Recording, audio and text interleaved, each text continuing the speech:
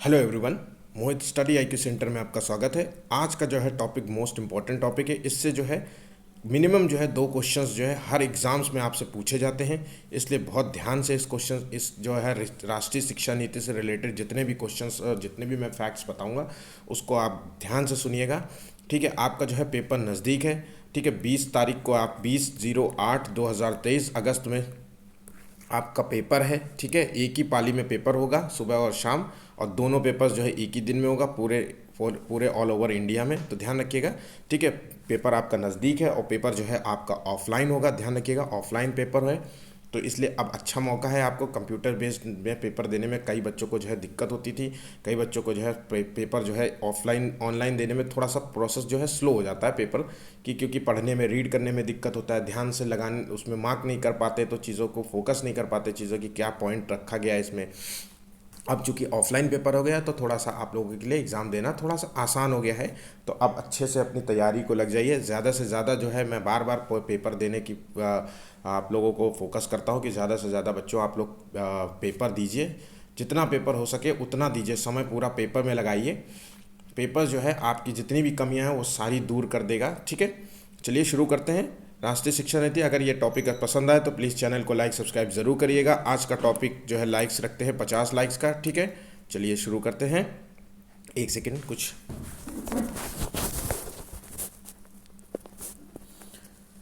चलिए देखिए, राष्ट्रीय शिक्षा नीति जो है ये 2020 में आई थी, 20 जुलाई 2020 को, ध्यान रखिएगा 20 जुलाई 2020 को जो है ये शिक्षा नीति आई थी। पूरे 34 साल के बाद ये शिक्षा नीति आई थी, 34 साल के बाद ये शिक्षा नीति आई थी। इससे पहले जो शिक्षा नीति आई थी वो 1986 में आई थी, ध्यान रखिएगा 1986 में। अगर क्वेश्चन पूछ ले राष्ट्रीय शिक्षा नीति 2020 के पहले कौन सी शिक्षा नीति आई थी, तो हमें बताना है 1986 में। ठीक है, ये पहली शिक्षा नीति थी, अब दूसरी ये शिक्षा नीति है। ठीक है, इसमें कुछ टारगेट रखे गए थे, जिसमें क्या कहा गया था कि 2030 तक जो है 100% जो है युवा और प्रौढ़ शिक्षा पर मतलब साक्षरता, हमें 100% साक्षरता प्राप्त करने का लक्ष्य रखा गया। ये शिक्षा नीति करीब करीब 117 पेजेस में जो है बनाई गई थी, ध्यान रखिएगा 117 पेजेस पे है। तो कई बार माइनर क्वेश्चंस दे देते हैं। हिंदी के 117 पेजेस है इसमें। ठीक है, और ये जो है 9 से 12वीं तक जो है नॉर्मली जो है 5+3+3+4 पर आधारित, तो मैं आगे क्वेश्चंस में समझा दूंगा। ठीक है, इस शिक्षा नीति में जो है ध्यान रखिएगा पॉइंट जो याद रखने वाला है वो 5वीं तक जो है मातृभाषा में शिक्षा का प्रावधान है। मातृभाषा में 5वीं तक आप शिक्षा का प्रावधान किया गया है। ठीक है, और 9वीं से 12वीं में जो है बोर्ड आधारित परीक्षा होगी। चलिए अब कुछ मेन फैक्ट्स और क्वेश्चंस देख लेते हैं। जो मेन इंपॉर्टेंट फैक्ट्स थे मैंने आपको बता दिया, अगर आपने गौर से सुने तो उसको ध्यान रखिएगा, पेपर में बहुत महत्वपूर्ण हो सकते हैं, इसमें कई क्वेश्चंस बन जाते हैं। ठीक है, चलिए पढ़ते हैं। निम्नलिखित में से कौन सी जो है शिक्षा शास्त्रीय रणनीति राष्ट्रीय शिक्षा नीति 2020 द्वारा प्रस्तावित है? तो अन्वेषण आधारित अधिगम, कथावाचन जो है अधिगम आधारित जो है शिक्षा शास्त्र, और वेधन तथा बार बार अभ्यास और चर्चा आधारित कक्षाएं। तो देखिए इसका सही जवाब क्या है, तो इसका सही जवाब है अन्वेषण आधारित जो है अधिगम और कथावाचन अधिगम है आधारित शिक्षा शास्त्र, और बार बार जो अभ्यास आधारित अधिगम है इसको इसमें शामिल नहीं किया गया है। बाकी सभी चर्चाएं आधारित कक्षाएं शामिल की गई। ठीक है, इसका आंसर है 1, 2, 4। ठीक है, नेक्स्ट क्वेश्चन देखते हैं। राष्ट्रीय शिक्षा नीति 2020 जो है प्रस्तावित करती है कि शिक्षा होनी चाहिए, ठीक है, तो वेधन तथा अभ्यास पर आधारित होनी चाहिए, या अन्वेषण प्रेरित जो है खोज उन्मुखी होनी चाहिए, या पाठ्यपुस्तक और शिक्षक जो है केंद्रित होनी चाहिए, मतलब टीचर सेंटर्ड होनी चाहिए चीज़ें, और बुकों पे आधारित होनी चाहिए, या परीक्षा के लिए जो है सीखने की ओर उन्मुख होना चाहिए। तो देखिए ये जो है शिक्षा जो है वो खोज पर आधारित होनी चाहिए, अन्वेषण आधारित होनी चाहिए। अन्वेषण का मतलब होता है खोजना, ढूंढना, तर्क करना, इस पर यह आधारित शिक्षा होनी चाहिए। ठीक है, ध्यान रखिएगा अन्वेषण का मतलब होता है खोजना, और खोज यहाँ प्रेरित खोज आधारित जो है, इससे क्या होगा, डेवलपमेंट का बच्चे का जो है विकास होगा। देखिए खोज आधारित होगा, बच्चा खोजने का प्रयास करेगा, उसके अंदर जो है तर्क शक्ति का विकास होगा, बच्चा सोचेगा, खोजेगा। किसी भी चीज़ को खोजने में जहाँ सोचना पड़ता है अपने दिमाग को उस लेवल तक पहुंचाना पड़ता है जहां तक आपको रिजल्ट मिल सके।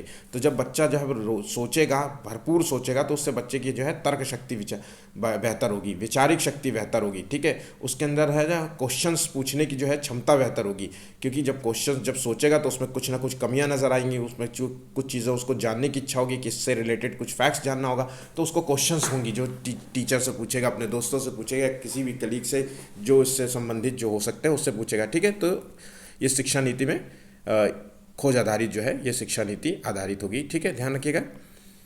बुनियादी स्तर पर जो है नेप जो है राष्ट्रीय शिक्षा नीति, न्यू एजुकेशन पॉलिसी 2020 जो है केंद्रित करती है, ठीक है, बुनियादी स्तर पर। ध्यान रखिएगा, इस तरीके से जब भी पेपर आप लगाइएगा इस तरीके से मार्क जरूर करिएगा कुछ पॉइंट्स पे, ऐसा नहीं कि पूरा पूरा मार्क कर डालिएगा, है ना, कुछ हल्का पॉइंट रखिएगा, जैसे बुनियादी स्तर पर नेप शिक्षा, तो हमें पॉइंट ना ध्यान रहेगा कि क्या पूछ रहा है। ऑप्शंस पढ़ते हैं, साक्षरता पर, साक्षरता और अंक ज्ञान पर, या प्राकृतिक विज्ञान पर, या सामाजिक अध्ययन के शिक्षण पर। तो देखिए ये बुनियादी जो है स्तर की जो है शिक्षा जो है ये साक्षरता और अंक ज्ञान पर केंद्रित है, ठीक है। नेक्स्ट क्वेश्चन देखते हैं, कक्षा 3 से कक्षा 5 तक की जो है ईवीएस जो है, ठीक है, एक विषय के रूप में विज्ञान, सामाजिक विज्ञान और पर्यावरण शिक्षा को निम्नलिखित में से किसके अनुशंसा पर एकीकृत किया गया है। तो देखिए ये किसके अनुशंसा पर किया गया है, एनसीएफ जो है 1988, ये एनसीएफ 2005, ये एनसीएफ जो है 2007 और एनसीएफ 19 जो है 86। तो देखिए ये जो है कक्षा 3 से जो है कक्षा 5 तक जो किया गया है वो एनसीएफ 2005 के अनुशंसा पर जो है एकीकृत किया गया है, ठीक है। शिक्षा नीति में जो है इस पर बदलाव लाया गया था, ठीक है।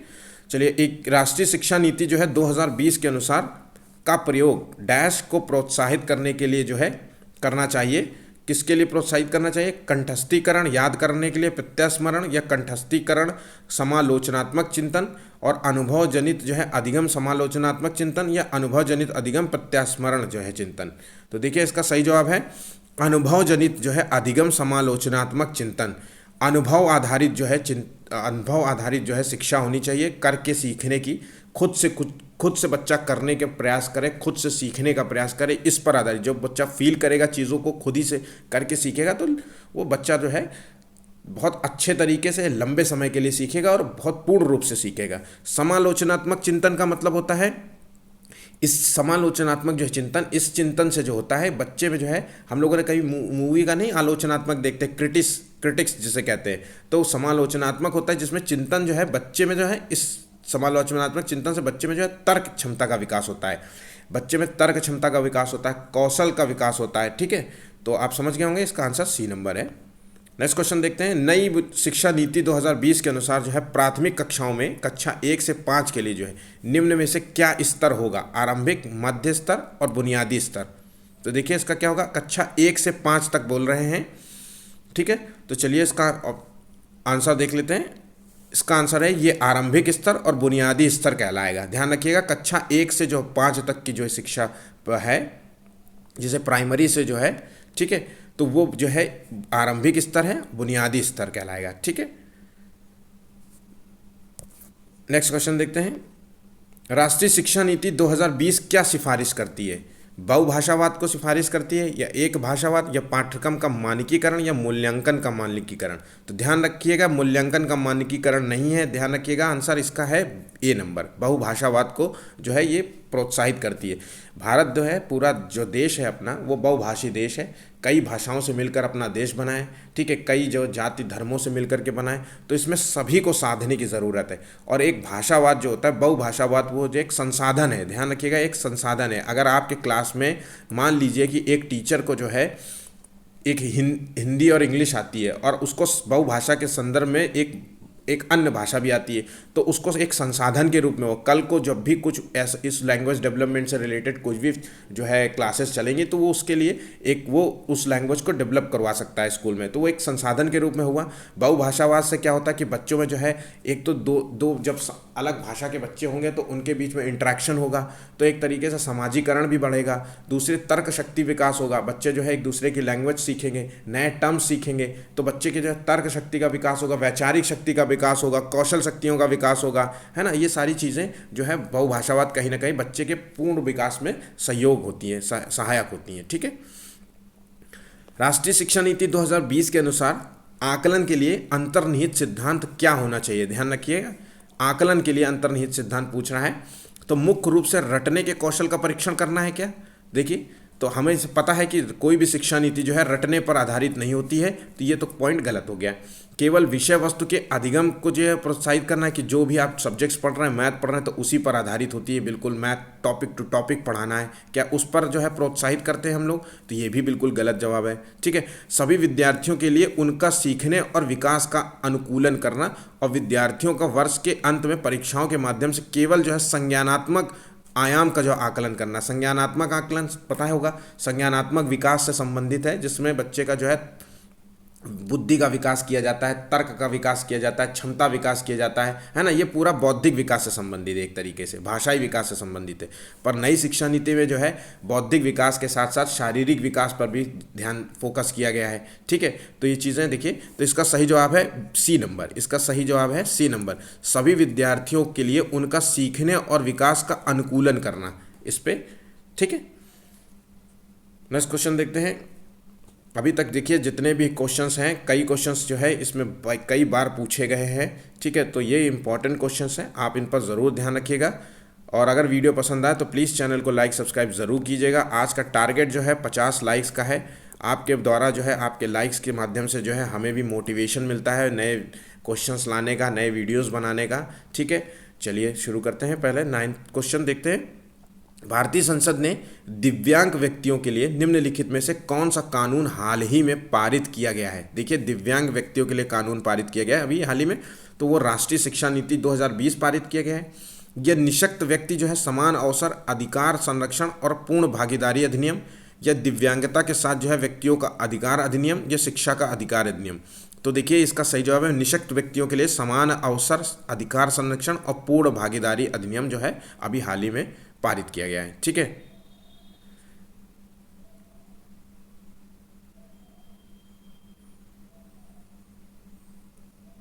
माफ कीजिएगा, इसका आंसर है सी नंबर है, दिव्यांगता के साथ जो है व्यक्तियों के जो है अधिकार अधिनियम। देखिए, इसका मतलब है कि दिव्यांग व्यक्तियों के कुछ अपने राइट्स होंगे। ठीक है, उसके साथ साथ जो समान व्यक्तियों के जो राइट्स होते हैं वो भी उनको दिए गए हैं। ठीक है, जैसे कि एक स्कूल शिक्षा में हम स्कूल के माध्यम से समझने की कोशिश करते हैं कि अगर हम एक नॉर्मल स्कूल में पढ़ते हैं तो वहाँ सामान्य व्यक्तियों के साथ साथ आपको उसी स्कूल में जो है आपको विशिष्ट व्यक्तियों को भी एडमिशन लेना पड़ेगा। ऐसा नहीं है कि उनके लिए अलग स्कूल में एडमिशन लेने से मना कर दिया। तो कुछ इस तरीके के अधिकार दिए गए, उनको सामान्य बच्चों के साथ ही पढ़ने के लिए प्रेरित किया जाएगा, है ना। उन्हें वही पाठ्यक्रम दिया जाएगा जो सामान्य बच्चे भी पढ़ते हैं, उन्हीं वही पाठ्यक्रम जो है विशिष्ट बालकों को भी दिया जाएगा। तो इसका सही जवाब है सी नंबर, दिव्यांगता के साथ जो है व्यक्तियों का जो है अधिकार अधिनियम जो है ये पारित किया गया है। ठीक है, नेक्स्ट क्वेश्चन देखते हैं। भाषा के संदर्भ में जो है राष्ट्रीय शिक्षा नीति 2020 जो है किस पर बल देती है। तो ये बहुभाषा, एक भाषा, ये मैंने फिर दोबारा क्वेश्चन डाल दिया है, तो ये बहुभाषावाद पर जो है बल देती है। ठीक है, राष्ट्रीय शिक्षा नीति किस पर बल देती है। देखिए, एक ही क्वेश्चन है लेकिन थोड़ा सा डिफरेंट है। लचीला बहुस्तरीय जो है गति आधारित अधिगम, या बच्चों के जो है केवल संज्ञानात्मक विकास के संबंधित जो है पहलू पर, या राष्ट्रीय पाठ्य चर्चा के मानकीकरण पर, या बच्चों के स्मरण कौशलों के जो है मापन पर। तो देखिए, इसका सही जवाब है ये लचीला और बहुस्तरीय जो है गति आधारित अधिगम। बहुस्तरीय गति आधारित अधिगम का क्या मतलब है कि जिसमें बहुआयामी शिक्षा हो, है ना, उसमें सारे सब्जेक्ट्स कवर हों। ऐसा नहीं है कि मतलब एक ही चीज़ पे फोकस हो। खेल आधारित अधिगम होना चाहिए। बच्चे का जो है शारीरिक विकास, बौद्धिक विकास के साथ साथ हमें ज़रूरी है कि बच्चे का जो है शारीरिक विकास भी हो। गति आधारित अधिगम होनी चाहिए। ठीक है, समीक्षा आधारित जो है अधिगम होनी चाहिए कि बच्चा क्या सीख रहा है, कितना मूल्यांकन जिसे कहते हैं, मूल्यांकन आधारित होना चाहिए कि बच्चे को हर वक्त कम से कम मूल्यांकन होना चाहिए, क्या कमियाँ हैं, है ना। रचनात्मक आधारित अधिगम होना चाहिए कि बच्चे में क्रिएटिविटी चीज़ें आएँ। ठीक है, तो ये सारी चीज़ें हैं। बहुस्तरीय जो है गति आधारित अधिगम होना चाहिए और लचीला होना चाहिए। ठीक है, कठोर नहीं होना चाहिए कि बच्चों को समझ में ना आए, ऐसी चीज़ें नहीं होनी चाहिए। राष्ट्रीय शिक्षा नीति 2020 के अनुसार जो है मूल्यांकन का उद्देश्य जो है किसकी जानकारी देता है। तो विद्यार्थी को कक्षा में व कक्षा के बाहर कैसे सहायता दी जा सकती है, या विद्यार्थी का उसके सहपाठियों की तुलना में प्रदर्शन, या विद्यार्थियों के सीखने में कमियां व अभाव ताकि उसकी जो है असफलता की प्रश्न पहचान की जा सके, और विद्यार्थियों की रटने की क्षमता की जानकारी। ठीक है, तो इसका सही जवाब है, देखिए विद्यार्थियों को कक्षा में तथा कक्षा के बाहर कैसे सहायता दी जा सकती है, ठीक है, एजुकेशन के क्षेत्र में कैसे सहायता दी जा सकती है, उसके व्यक्तिगत विकास के संदर्भ में कैसे सहायता दी जा सकती है, इसके बारे में जानकारी दी गई है। ठीक है, आकलन के संदर्भ में जो है राष्ट्रीय शिक्षा नीति 2020 क्या प्रस्ताव करती है? विश्लेषण और आलोचनात्मक जो है सोच जैसे उच्च क्रम के कौशल का परीक्षण, या प्रत्यास्मरण आधारित वस्तुनिष्ठ प्रकार के जो है परीक्षण, या आकलन के योगात्मक तरीके, या परीक्षा के लिए सीखना। तो देखिए इसका क्या जवाब है, इसका देखिए विश्लेषण और आलोचनात्मक सोच जैसे उच्च क्रम के कौशल का परीक्षण करना इसमें है। ठीक है, आलोचनात्मक मतलब क्रिटिक्स बेसिस पे सही और गलत के बीच में अंतर समझना। देखिए कई बच्चों को जो है इन सब वर्ड्स में जो है कन्फ्यूजन होता है, तो ध्यान रखिएगा जब वर्ड में आपको दिक्कत हो तो उसका इंग्लिश मीनिंग ज़रूर देखिएगा, भले ही चाहे आपको इंग्लिश समझ में आती हो या ना हो, एक बार ज़रूर देखिएगा। आलोचनात्मक मतलब क्रिटिक्स, हम लोग पिक्चर देखते हैं तो क्रिटिक्स होता है कि नहीं, जो देखते हैं हम लोग मूवी देखने से पहले क्रिटिक्स देख लेते हैं कि क्या मूवी को कैसे स्टार मिले, कितने स्टार मिले, देखने लायक है कि नहीं, क्या चीज़ें हैं। ठीक है, तो वही चीज़ आलोचनात्मक सोच जैसे उच्च क्रम के कौशल का परीक्षण करना, मतलब बच्चे का जो है ये देखना कि सही और गलत में क्या, मतलब एक तरीके से क्रिटिक्स मतलब यही होता है, सही और गलत में अंतर स्पष्ट करना। ठीक है, ये चीज़ होती है, ये व्यक्ति अधिक से अधिक ज्ञान अर्जित करने, और क्रिटिक्स से क्या होता है, बच्चे में जो है ज्ञान अर्जित करने की क्षमता बढ़ती है, प्रेरणा बढ़ती है। जब आपको बच्चे को कहेंगे कि बेटा तुम्हारे अंदर देखो ये चीज़ें गलत हुई हैं, ऐसे नहीं है ना, इसको सही कर लोगे तो बेटा ये इतना अच्छा आपके मार्क्स आ जाएंगे, या आप खेल में बहुत अच्छे हो जाएंगे, है ना, तो चीज़ों में जो बच्चे के अंदर जो है ज्ञान अर्जित करने की जो है प्रेरणा बढ़ती है। ठीक है, उसके विचार एवं उचित मूल्यांकन करने का कौशल जो है बढ़ता है। ठीक है, तो ध्यान रखना। ठीक है, चलिए नेक्स्ट क्वेश्चन देखते हैं। राष्ट्रीय शिक्षा नीति 2020 किसकी ओर बदलाव का प्रस्ताव रखती है? तो ये सीखने की, कैसे सीखना है, रट का सीखने की प्रक्रिया पर है, या पाठ्यक्रम जो है सामग्री की वृद्धि, या मानकीकरण। तो देखिए रटने पर आधारित बिल्कुल नहीं है, पाठ्य पुस्तकों पर आधारित नहीं है, ना ही मानकीकरण पर आधारित है, ये जो है हमें सीखने पर आधारित है कि हमें इस काम को कैसे सीखना है। ठीक है, तो ये उस बदलाव का जो है प्रस्ताव रखती है। ठीक है, नेक्स्ट क्वेश्चन देखिए। राष्ट्रीय शिक्षा नीति 2020 किस उपागम के लिए शिक्षण जो है शास्त्रीय बदलाव की अनुशंसा करती है? तो संरचनावादी, व्यवहारवादी, रटने पर आधारित अधिगम, अवधारणात्मक समझ, और खोजबीन आधारित अधिगम, ड्रिल और अभ्यास, और अधिगम के लिए आकलन, और अधिगम का जो है आकलन। देखिए सही जवाब क्या है, तो इसका सही जवाब है रटने पर ये अनुशंसा करती है, ध्यान रखिएगा। तो ये रटने पर आधारित जो है अवधारणात्मक समझ पर ये है, इसका गलत जवाब है। ठीक है, राष्ट्रीय शिक्षा नीति 2020 के अनुसार जो है विद्यालयी जो है शिक्षा क्या का ढांचा क्या होगा? तो ध्यान रखिएगा इसका ढांचा जो है 5+3+3+4 है। ठीक है, अब ये है क्या, इसको समझ लेते हैं। देखिए इससे पहले जो शिक्षा नीति थी वो 1986 में आई थी। ठीक है, 34 साल बाद ये शिक्षा नीति दोबारा आई है। इस शिक्षा नीति में 10+2 वाला जो है प्रावधान था, जो हम लोग पढ़े हैं। अब नई शिक्षा नीति आ गई जिसमें 5+3+3+4 है। ठीक है, इसके माध्यम से मतलब कहने का है कि 3 से जो है 8 तक जो है साल तक के बच्चों को जो है 3 से 8 साल तक के बच्चों को जो है प्राइमरी से 2 कक्षा 1 और कक्षा 2 तक की शिक्षा जो है प्रदान की जाएगी। वहीं पर जो है 8 से जो है 11 साल तक के बच्चों को जो है, ठीक है ध्यान रखिएगा, 8 से 11 साल के बच्चों को है क्लास 3 से क्लास 5 तक का जो है एजुकेशन प्रोवाइड किया जाएगा। वहीं पे जो है 11 से 14 साल के बच्चों के लिए है जो प्रावधान है वो है मिडिल जो है, जिसे 6 से 8 ठीक है, और वहीं पे जो है 6 से 8 तक की शिक्षा है। वहीं पे जो है 14 से जो है 18 तक की जो है एजुकेशन पॉलिसी में वो है 9 से 12 साल तक के बच्चों के जो है 9 से 12 क्लास का है जो है बोर्ड पर आधारित क्लास है, जिसमें से 3 से जो 8 तक की जो है क्लास है, ठीक है 3 से 8 साल के बच्चों के लिए है। इसमें 3 साल के बच्चे को जो है ध्यान रखिएगा, 3 साल के बच्चे को जो है आंगनवाड़ी में जो है शिक्षा लेना होगा। प्रारंभिक जो है प्राइमरी जो एजुकेशन है वो आंगनवाड़ी शिक्षा में प्रावधान किया गया है, ये फाउंडेशन क्लास होगी। ठीक है, वहीं पर जो है 8 से 11 साल के बच्चों के लिए जो प्रावधान है जो क्लास 3 से 5 तक के लिए है, उसमें जो है ये गणित और कौशल विज्ञान, ये कला पर आधारित होगी। ध्यान रखिएगा ये मैथमेटिक्स जो है मतलब तार्किक चीज़ों पे विज्ञान आधारित होगा, गणित आधारित होगा, कला आधारित होगी, क्रिएटिविटी माइंड पर आधारित होगी, है ना। तो इस तरीके की एजुकेशन और बोर्ड आधारित मैंने आपको बताया 9 से 12 तक की जो है एजुकेशन जो है बोर्ड आधारित शिक्षा होगी। ठीक है, तो ये चीज़ें गलत मत कीजिएगा, थोड़ा सा ध्यान रखिएगा कि आंगनवाड़ी आधारित जो है प्राइमरी एजुकेशन है, 3 साल के बच्चे को जो है जब स्कूल में एडमिशन लेगा तो आंगनवाड़ी में ही उसे शिक्षा लेनी होगी। ठीक है, तो इस तरीके चीज़ों को ध्यान रखिएगा। नेक्स्ट क्वेश्चन, राष्ट्रीय शिक्षा नीति 2020 के जो है पूरे देश के लिए प्राथमिक स्तर पर जो है किस भाषा को जो है निर्देशन के माध्यम से प्रस्तावित करती है? तो इसका सही जवाब देखिए क्या है, हिंदी, अंग्रेजी, संस्कृत, मातृभाषा। तो इसका सही जवाब होगा मातृभाषा। जो घर आधारित जो है मातृभाषा में शिक्षा का प्रावधान है। कक्षा जो है 5 तक का, ध्यान रखिएगा 5वीं की कक्षा तक जो है हमें मातृभाषा में जो है शिक्षा का प्रावधान किया गया है, ध्यान रखिएगा। ठीक है, और 9 से 12 तक बोर्ड आधारित होगी परीक्षाएं। ठीक है, नेक्स्ट क्वेश्चन, राष्ट्रीय शिक्षा नीति 2020 प्रस्तावित करती है मूल्यांकन जो है शैक्षणिक वर्ष में एक बार ली जाने वाली औपचारिक जो है परीक्षाओं के माध्यम से किया जाना चाहिए। यह एक निश्चित अवधि में बच्चों की जो है प्रगति का पता लगाने के लिए महत्वपूर्ण है।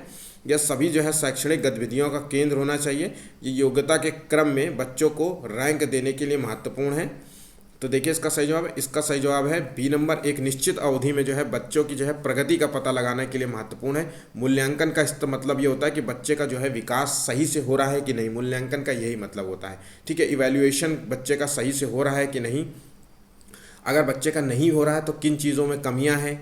ठीक है, अगर हम मान लीजिए बच्चे को शारीरिक विकास देख रहे हैं कि अगर वो खेल में विकास हम देख रहे हैं तो हमें ये देखना होगा कि बच्चे में वो उस विकास के स्तर पर जो है कहाँ कमियां आ रही हैं। या पढ़ाई को संदर्भ में हम अगर देख रहे हैं तो बच्चे के जो है किन सब्जेक्ट्स में दिक्कत आ रही है, उसको क्या समझने में दिक्कत आ रही है, कहीं ऐसा तो नहीं उसको भाषा में दिक्कत आ रही है, ऐसा तो नहीं वो क्लासरूम में ही समझने में दिक्कत हो रही। तो इन सब संपूर्ण मूल्यांकन देखा जाता है बच्चे का।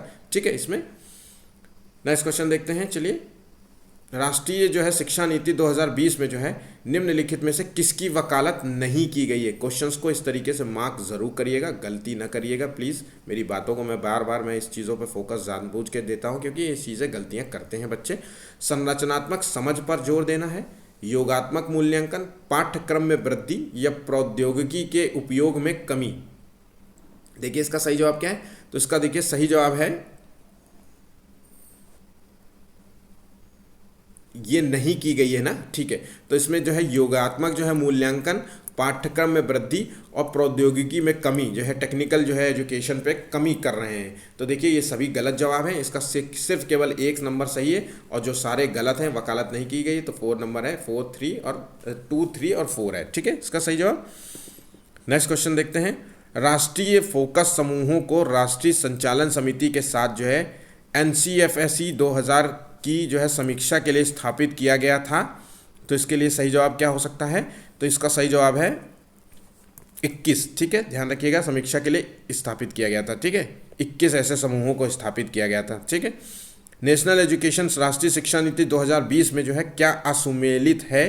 बुनियादी साक्षरता, संख्या ज्ञान पर बल देना, या लचीलापन या बहुविषयक जो है शिक्षा पर बल देना, या अवधारणात्मक समय, या समग्र शिक्षा, या रचनात्मक शिक्षा पर बल, या योगात्मक जो है मूल्यांकन को आधार माना गया है।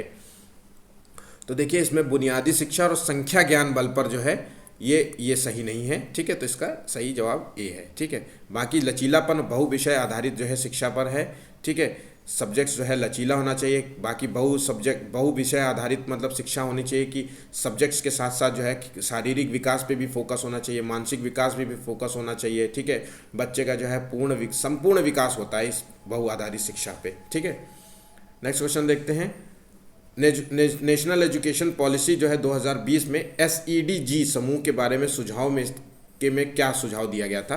ठीक है, दूरस्थ शिक्षा कार्यक्रम का विस्तार, या व्यावसायिक शिक्षा कार्यक्रम का विस्तार, या सिविल सोसाइटी व स्वयंसेवी प्रयासों को बल देना, या उपरोक्त सभी।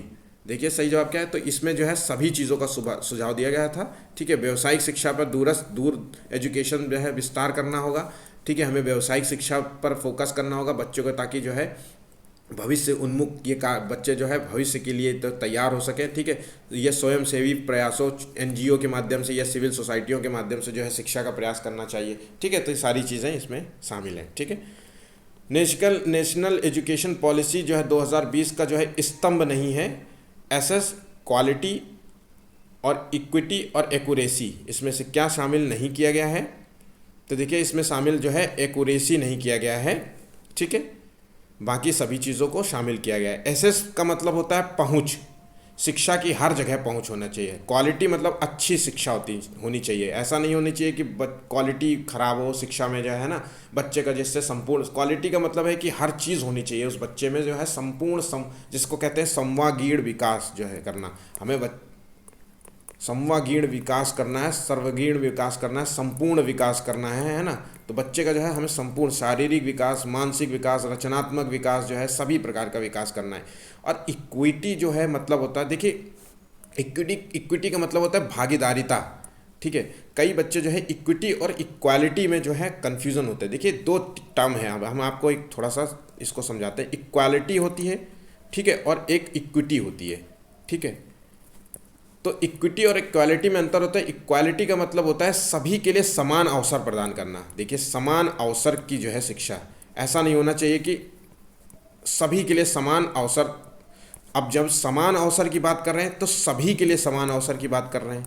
अब सभी के लिए समान अवसर के तौर पे देखें तो देखिए इसमें जो है गरीब अमीर के लिए सभी को समान अवसर देना है ना, और हर जाति धर्म के वालों को भी समान अवसर देना। तो देखिए इसमें समस्या ये हो सकती है कि कई बच्चों का जो है, जैसे कि मान लीजिए कि आप जो है अमीर घर में हैं और एक गरीब घर का लड़का है, अगर हम दोनों को जो है एक ही एजुकेशन सिस्टम देंगे, मतलब एजुकेशन सिस्टम तो हमें एक ही देना है, लेकिन हम एक ही तरीके से उनका मूल्यांकन करेंगे तो बच्चा जो है सीखेगा कैसे।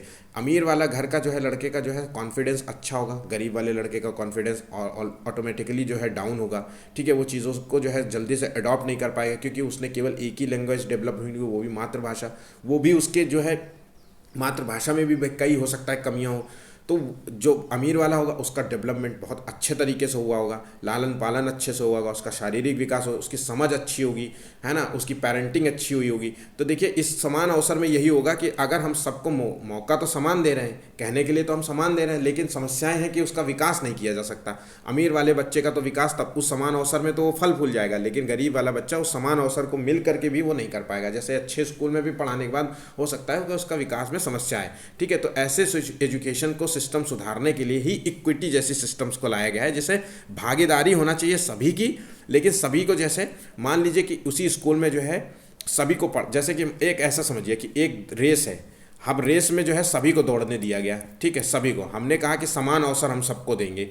तो इसमें जो है एक छोटा बच्चा था, 9 साल का भी बच्चा था, इसमें 12 साल का भी बच्चा था, इसमें 15 साल का भी बच्चा था, इसमें एक जो है अपाहिज बच्चा भी था। ठीक है, जिसकी जो है इसमें एक बच्चा जो है जिसको जो है कुछ शारीरिक कमियां भी थी। अब सभी के लिए हमने समान अवसर दिए।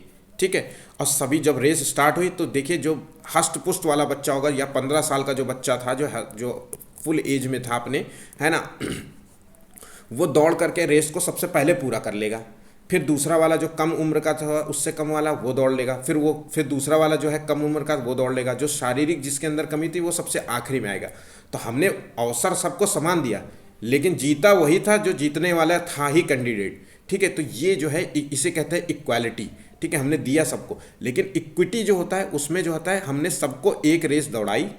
ठीक है, उसमें 15 साल का था, लेकिन हमने ये कर दिया कि देखिए हमें जो है 100 मीटर की रेस है और 100 मीटर की रेस जो है वो पार होगी 10 सेकेंड में मान लीजिए। तो 15 साल के लड़के ने जो है उस रेस को 9 सेकेंड में पार कर ली, लेकिन हमने जो शारीरिक रूप से कमज़ोर था उसके लिए वो 10 सेकंड ना करके हमने 20 सेकंड कर दिया। उस बच्चे के लिए 20 सेकंड में पार करना होगा। ठीक है, तो वो 20 सेकंड में, ऐसे ही दूसरे एज के बच्चे के लिए हमने उसका मानक गिरा दिया।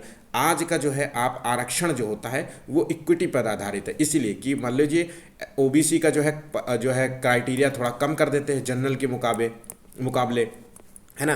जहाँ मान लीजिए कि एक कट ऑफ जो है 120 गई है जनरल की, तो ओबीसी की जो है 119 कर दिया जाता है, एससी की जो है 115 कर दिया जाता है, और उसी तरीके से जो है एसटी की जो है वो 110 कर दिया जाता है। ठीक है, तो इस तरीके से जो है क्राइटेरिया गिरा के हम सभी को जो है एक जगह लेकर के आने की प्रयास करते हैं। ठीक है, तो अब आप समझ गए होंगे सारी चीज़ों को। ठीक, तो इसका जो है सही जो ऑप्शन नहीं है वो है एक्यूरेसी। ठीक है, नेक्स्ट क्वेश्चन चलिए। राष्ट्रीय शिक्षा नीति 2020 के अनुसार जो है विद्यालय में मूल्यांकन का जो है अभिरूप क्या होना चाहिए, डैश से डैश हो जाना चाहिए। तो ये देखिए इसका सही जवाब क्या है, तो देखिए ये है रचनात्मक से जो है योगात्मक की ओर जाना चाहिए। ध्यान रखिएगा, रचनात्मक से योगात्मक की ओर होना चाहिए। ठीक है, फॉर्मेटिव एजुकेशन होता है, मतलब योगात्मक का मतलब होता है रचनात्मक, क्रिएटिविटी होता है, और योगात्मक जो है यो फॉर्मेटिव एजुकेशन एवेल्युएशन जिसे कहते हैं, इसमें बच्चे का जो है व्यापक मूल्यांकन, धीरे धीरे बच्चे का जो है हम व्यापक संपूर्ण मूल्यांकन करने लगते हैं। इससे बच्चे का जो है शैक्षणिक जो है विकास होता है। इसमें मूल्यांकन में जो है शैक्षणिक मूल्यांकन करते हैं हम, व्यक्तिगत मूल्यांकन करते हैं, इसमें व्यवहारिक मूल्यांकन करने लगते हैं। ठीक है, तो ये जो होना चाहिए अभिरूप जो है रचनात्मक से योगात्मक की ओर होना चाहिए। ठीक है, राष्ट्रीय शिक्षा नीति 2020 के अनुसार जो है शिक्षा को जो है किस पर बल देना चाहिए? संकल्पनात्मक जो है समझ पर, गैर संदर्भित विषय वस्तु पर, रट कर सीखना और परीक्षाओं के लिए सीखना। तो देखिए ये दोनों तो ऑप्शंस ऐसे कट कर दीजिए तुरंत, ठीक है ना, बिना समय वेस्ट।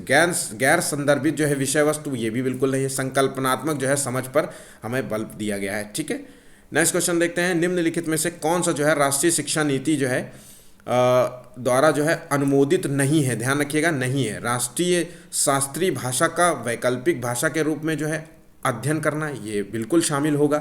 ठीक है, और उसी तरीके विदेशी भाषा का वैकल्पिक भाषा के रूप में, देखिए बहुभाषा, हमने पहले ही बताया कि बहुभाषावाद पे जो है आधारित है ये।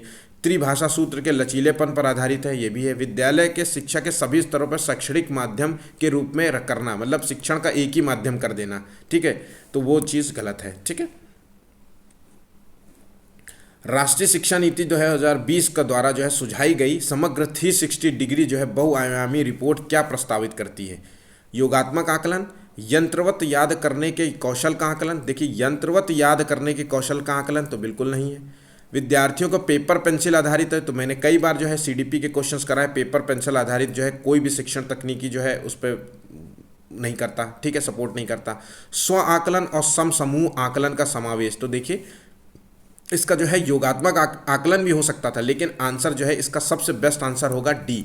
ठीक है, तो ध्यान रखिएगा इसका डी आंसर है। स्व आकलन और सम समूह आकलन का समावेश होना इसमें 360 जो है बहुआयामी रिपोर्ट जो है प्रस्तावित करती है। ठीक है, खुद से आकलन और कुछ जो है ग्रुप्स द्वारा, टीचर्स के द्वारा जो है, पेरेंट्स के द्वारा ये आकलन का भी समावेश किया गया है। ठीक है, आज के जो है 27 इंपॉर्टेंट क्वेश्चंस थे, जो कई बार जो है क्वेश्चंस रिपीट हुए हैं। ध्यान रखिएगा इंपॉर्टेंट क्वेश्चंस है, इससे मैं उम्मीद करता हूं कि 2 क्वेश्चंस जो है आपको जो है सीटेट के एग्जाम्स में आएंगे। मोस्ट इंपॉर्टेंट क्वेश्चंस हैं।